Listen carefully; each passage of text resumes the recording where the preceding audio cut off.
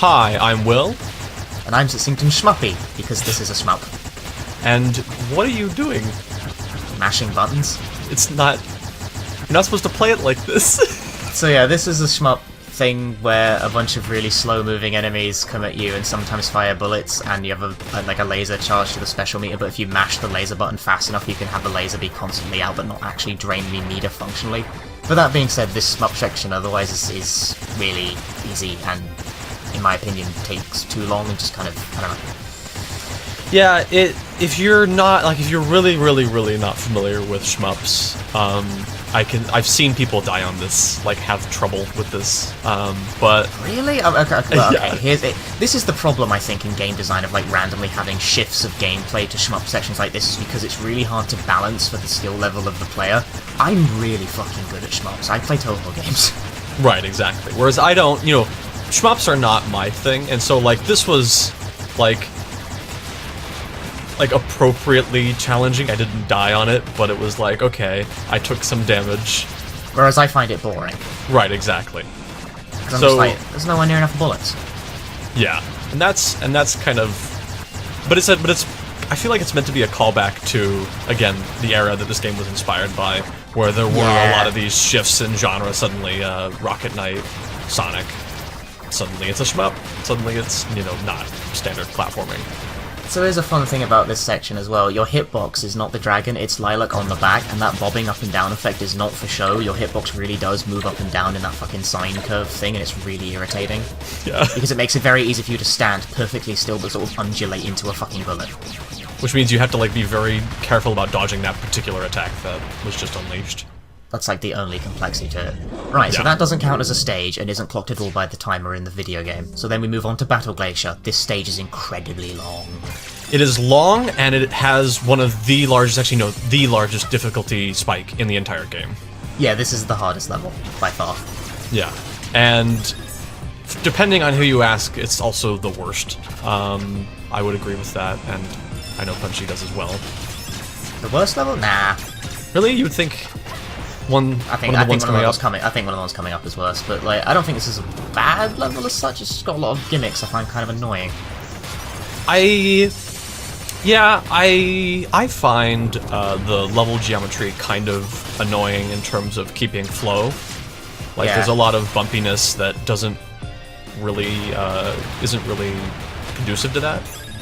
It does try and like amp up, like you can see there's tons of enemies all over the place and stuff. It's meant to be like really intense fighting. I find it just makes the screen busy. Yeah, and when there's minimal contact damage, it means you don't really get caught on things and you just kind of zip past stuff, except for the few enemies that kind of catch you off guard. It's certainly challenging, I will give it that. Yeah, it's definitely, there's a lot more chance that you will die in the actual stage itself in Battle Glacier than any other stage except for one other one coming up. I feel like the challenge in this level, though, is sort of like death by being flicked in the head a million times. It's like many minor annoyances. It's like, ow, quit it, ow, quit it, ow, quit it, over and over. It's like, Yeah, that's the nature of games with large health bars in particular. Although, I think Freedom Planet does a fairly good job of, like, because of the fact that you have kind of a magic pixel in Freedom Planet, a last chance before you are dead. Yeah, you can't be killed from above 0 health at 0. You have to be at 0 before you can die. Yeah, and that makes it a little bit easier to know when you're going to die, like what the risk is. So this is the gimmick that I kind of just really hate. These rockets that you have to kick to break open a wall, they don't seem that bad, but they behave really inconsistently to the degree where literally identical inputs will get different results. And that happens as well. Their hitboxes are fucking cylindrical, so you fire them at a wall and they sometimes hit, like, they clip corners of shit that you don't want them to hit. Yeah, and especially if you're a new player, Triple!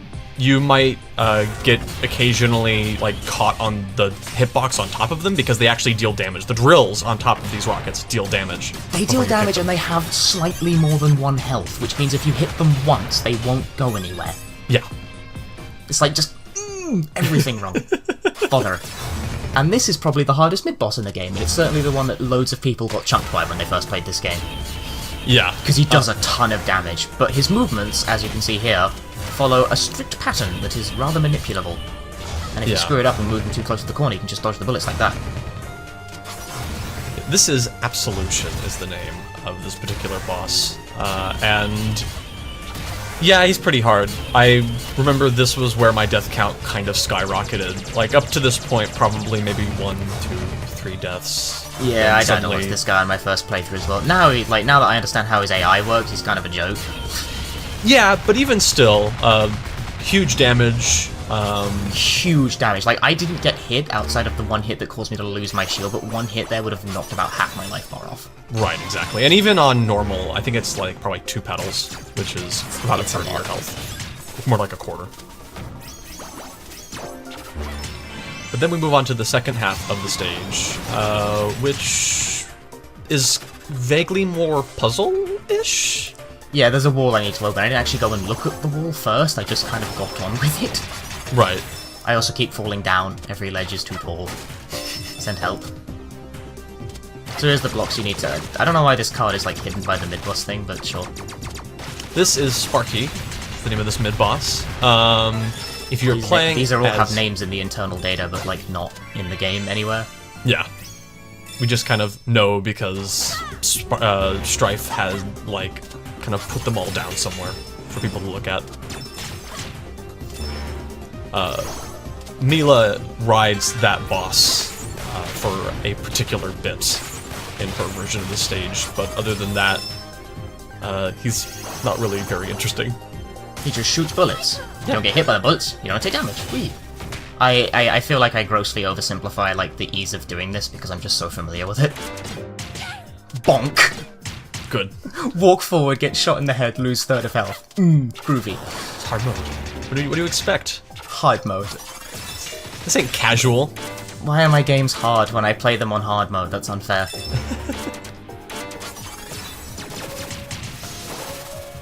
This gimmick I actually kind of like. I like how it feels to use. It's kind of weird. Oh yeah, the switches. I forget they're like a stage gimmick, which I suppose that means they're integrated quite gracefully because I forget that they're even like a thing.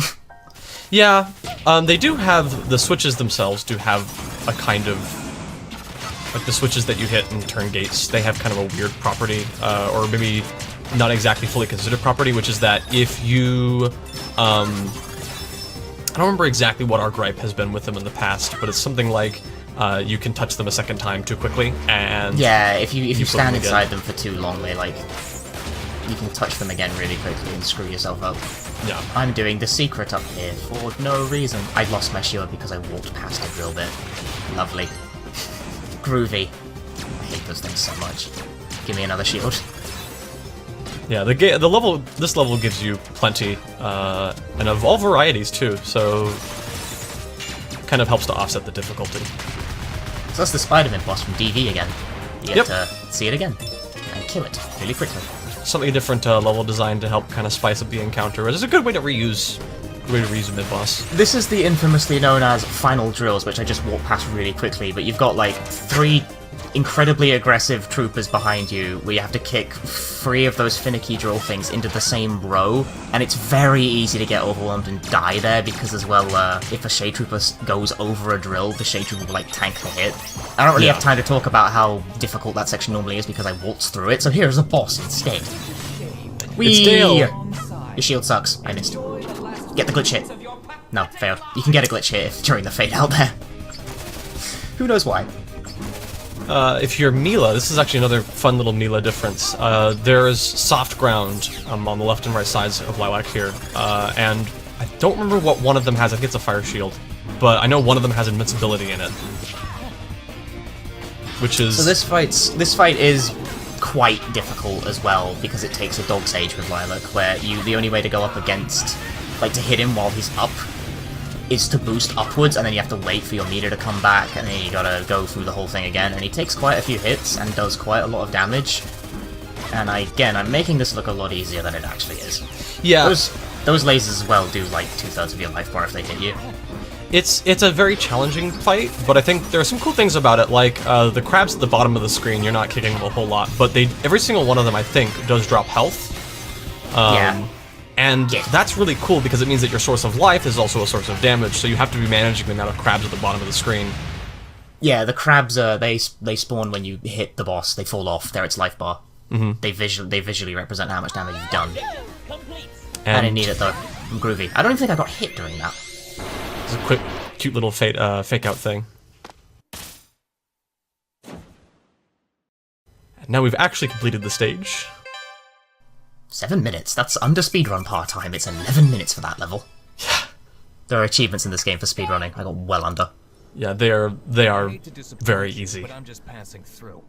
Have fun saving the world. Thanks, Spade. Look, I'm She's so sorry. damn cool. Scared.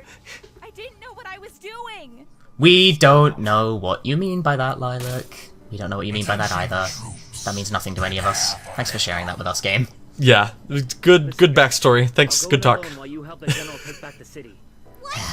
together. So we're gonna have a bit of a moment here with Torque, but before we talk about that, I want to talk about the music that is used in this particular bit. It's actually a remix of the second act of Battle Glacier's theme, and I think that it really fantastically underlines the emotional weight of this scene. Even though the writing doesn't really carry it very well, I think that the music does an amazing job of making the player feel at least some of that emotion. The cutscene-specific music is really, really good, which is a shame because the writing utterly lets it down. Yeah, still, I'm easily manipulated by music, which is, yeah. Aren't we all? So, Floppy disks. That is the plan. That's the whole plan. Yeah. Fade to black. Get on the ship. we're gonna plug floppy disks in, it's good. The whole plan. Floppy disks. We will boot Windows 3.1 on his computers and fuck them up. We'll delete System 32, it'll be great! Join us for the final levels. Thanks for watching.